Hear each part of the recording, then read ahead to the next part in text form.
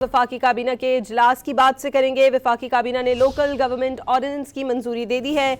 नई कानून साजी से इस्लामाबाद के बल्दियाती इंतखाबात मुलतवी होने का खदशा है। मजीद जानेंगे डॉन न्यूज के नुमाइंदे ताहिर नसीर से। ताहिर, बताइएगा क्या फैसले किए गए हैं काबीना इजलास में? जी बिल्कुल, देखिए वज़ीर-ए-आज़म शहबाज शरीफ की ज़ेर सदारत वफाकी काबीना का इजलास शुरू हो चुका है। इजलास में मुल्की माशी और सियासी सूरत हाल पर गौर किया जाएगा। वफाकी काबीना की जानिब से मुल्की नोयत के अहम फैसले मतवक्को किए जा रहे हैं।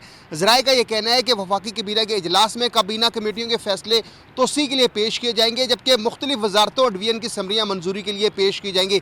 ज़राए का ये भी बताना है कि फरवरी में होने वाले बल्दियाती इंतखाबात के हवाले से एक आर्डीनेंस भी पेश किया जाएगा और चीफ कमिश्नर इस्लामाबाद इस हवाले से वफाकी काबीना के जो अरकान हैं उनको ब्रीफिंग देंगे।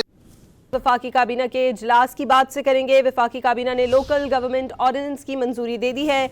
नई कानून साजी से इस्लामाबाद के बल्दियाती इंतखाबात मुलतवी होने का खदशा है। मजीद जानेंगे डॉन न्यूज के नुमाइंदे ताहिर नसीर से। ताहिर, बताइएगा क्या फैसले किए गए हैं काबीना इजलास में? जी बिल्कुल, देखिए वज़ीर-ए-आज़म शहबाज शरीफ की ज़ेर सदारत वफाकी काबीना का इजलास शुरू हो चुका है। इजलास में मुल्की माशी और सियासी सूरत हाल पर गौर किया जाएगा। वफाकी काबीना की जानिब से मुल्की नोयत के अहम फैसले मतवक्को किए जा रहे हैं। ज़राए का ये कहना है कि वफाकी काबीना के इजलास में काबीना कमेटियों के फैसले तोसी के लिए पेश किए जाएंगे, जबकि मुख्तलिफ वजारतों और डिवीजन की समरियाँ मंजूरी के लिए पेश की जाएंगी।